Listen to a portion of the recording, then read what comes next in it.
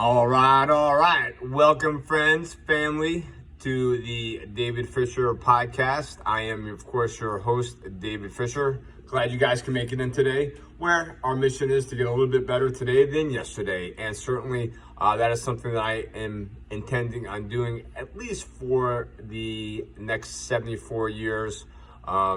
Yes, doing the quick math here, I plan to live to 127 years old. So this is episode 21. I'm going to talk about age, I'm trying to reverse engineer that.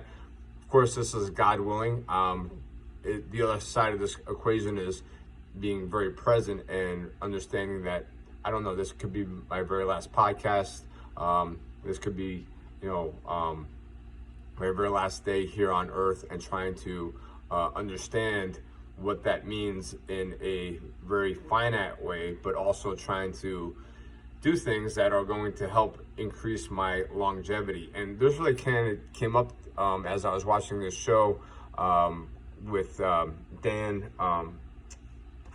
what's his last name? Buettner. Pretty amazing guy. He's a New York Times bestselling author, The Blue Zone. You may have heard of that. This documentary really dives into his 20 years of research into, I think, 5 different areas of the world where people live to be 100. It's not very uncommon for people in their 80s and 90s that are doing amazing. I mean, they're not under really any medical care. They are still fully functioning. They're not suffering from any sort of like dementia. And how is that possible? I mean, certainly there's a lot to be said for some of the conclusions that he draws, but that's been something that I've been working on for a while now, is trying to figure out, like, okay, when somebody asks me how old I am, a lot of times I'll say I have 73 years left. It's a bit vague on purpose, but it's not really how old I am, it's how many years do I have left in trying to carry out my mission. And part of that mission is getting a little bit better every single day, just like it is here on this show.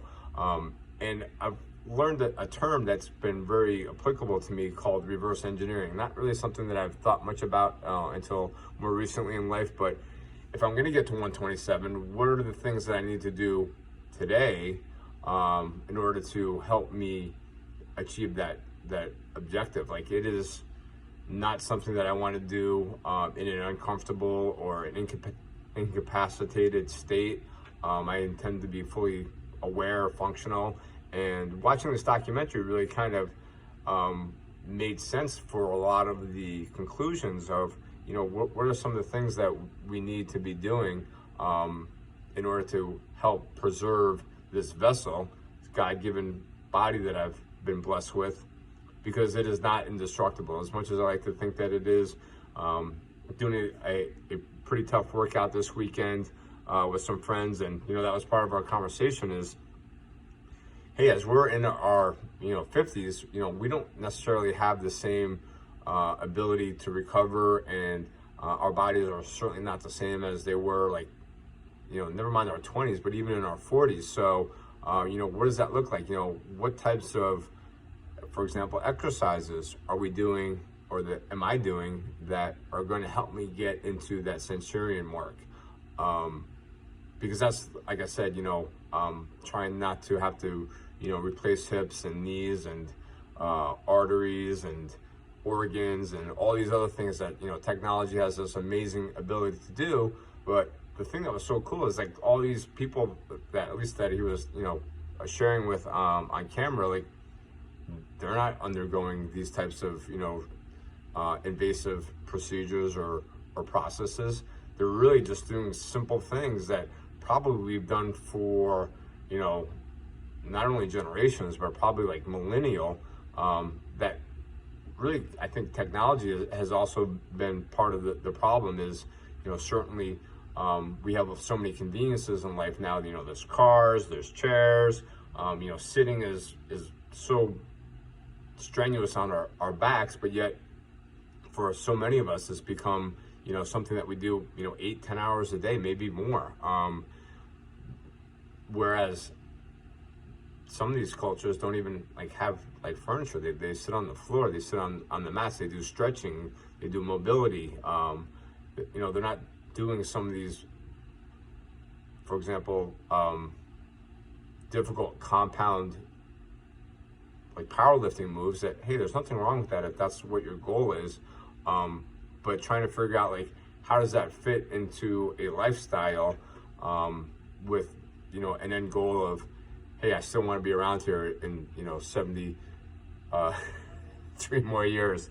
So anyway, this was a really cool documentary that really just kind of made me think about like exercise, eating, and trying to identify some of those areas that he talks about as far as what are some of the things that help people have that meaningful, joyful life well into their 80s, 90s, 100s, and beyond. I think of even, my mother-in-law. She is always out there gardening. That's one of her activities she loves to do. She's out there for like the day. I mean, moving, constantly working on different projects, because it's not just about the movement part. It's also about, having that, that purpose of, here's what I'm looking to accomplish, moving towards that, maybe on an hourly or daily, weekly, even sometimes, a much longer timeline, because that's, I think, of the Okinawans, I'm going to not remember the exact terminology, but they have an actual mission in life. That's, there's definitely something that they have in different parts of the world.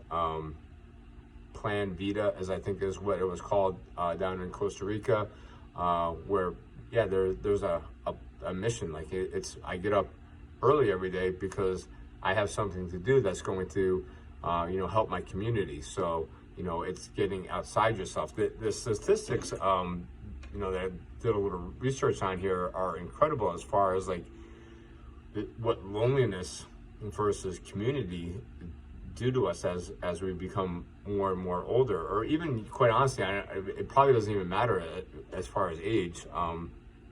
Certainly that loneliness is a contributing factor, to mental health and so many other, social and probably economical issues. But I think it was the Brigham Young University study, maybe 5 or 6 years ago, possibly a little bit longer than that, kind of really got into the data.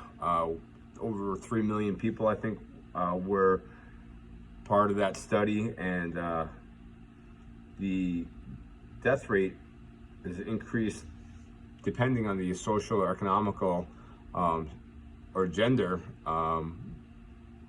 categories by 26, 29, and 32%. I mean, that's, almost a third of a difference in terms of how important it is to have that community, or to have, sometimes a lot of these family structures are multi-generational, and that's really cool that you can kind of pass along that wisdom, from generation to generation, whereas that's not something that we typically see as much, at least in a lot of areas that I'm familiar with. There is some of it, of course, and there's a lot of grandparents are certainly involved in their grandchildren's life and vice versa. Not always the case though. So certainly very common, almost would be the opposite, in some of these blue zones where everyone lives together. That's part of the community. And yes, certainly things like genetics play a part in it. I always think of George Burns, like I remember him very much as somebody that smoked cigars and drank whiskey. Perhaps that was much more so in moderation, but he still lived to be 100 years old, and he was still entertaining, well into his 80s, 90s. Clint Eastwood is probably another example of that. He is, I think, 93, and he's still very active with his community and with his mission in life. So that is a huge factor with helping to increase that mental state of mind. The stress levels, or the cortisol, is definitely something that in long bouts or long periods of time is going to be counterproductive. So for me, that's something that still very much working on, and sleep certainly has a big factor in that as well. Getting that quality, 7+ hours of sleep every night can certainly help with trying to get me to that goal of 127. The Blue Zone documentary, and this was something that I wasn't aware of, actually was able to be proofed in a small town in Minnesota, I believe, where you actually can change, you can increase your lifespan.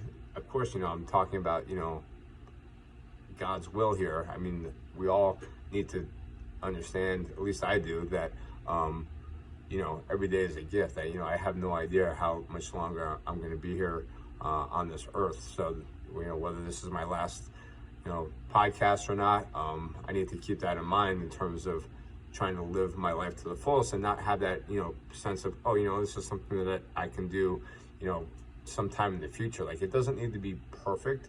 I just need to start moving towards that direction and understanding that, sometimes I need to have a little bit of self-compassion. Like, there's going to be, times where, not making excuses, but I'm just trying to explain that it's not an all or nothing process. Like, it's taken me literally years to even get to this point now where I am, again, trying to not so much reverse the age, but through my exercise, through my health, through my fitness, I've been able to definitely stop the abuse to a large extent of, poor eating habits, horrible vices, as far as, things that definitely were not in moderation, were definitely not going to help me to, live to 127 years old. So, editing a lot of those out of my life. I think wine is probably always the biggest thing for me. That's what was one of the conclusions, that, there are certain wines, not all wines are created equally. There's this amazing island in Crete that's part of the Blue Zones. Ikara, I think, is what it's called. The population, very isolated. They've been making wine the same way for thousands of years. There's not a modern process to it at all. It's all by hand. I don't think it's only been until like the recent years that, a lot of supplies or ingredients have been even brought into the culture there. But that, for me, that's one of those things that I'm just gonna have to probably figure this out. Maybe it's more grapes or something along that line versus the actual wine itself, in order to help get me, again, a little bit further down towards that goal.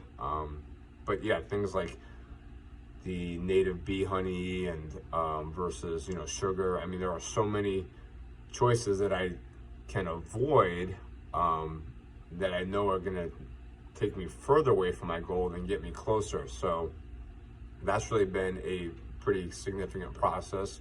And again, not to say that I don't ever eat sugar. I mean, if you guys saw my candy shop episode, I forget what was something crazy like 250 grams of sugar. Yeah, absolutely poisoned myself. And so yeah, I am still learning through some failures of, where to get to. But that's all part of giving myself a little grace and self-compassion. And I hope you're able to do the same. It's not a flip the switch necessarily. It's more of like a dimmer for me, right? I'm going to try to dial this up a little bit here. And there's going to be days where, are brighter than other days, but I'm still going to continue to move that needle. What else do I want to talk about? So the, making those incremental adjustments, having that self-compassion and changing the way that I think about things has been the way that I'm moving towards that 127. Again, that is certainly, maybe something that doesn't resonate with you. But I would love to be around to not only see, you know, grandkids, but to be able to interact with, you know, great grandkids. And, you know, how cool would that be to like think that, hey, you know what, I'm not getting ready for retirement. I mean, I don't even think the Okinawans have a word for retirement, because it's not even a concept. That you don't retire. Like, it's just about, you know, different phases of your life. And that's kind of where I'm at, is, you know, what does this next phase look like as I, you know, get closer and closer to, you know, that halfway point, and you know, trying to preserve this body that certainly has, you know, been abused at different times.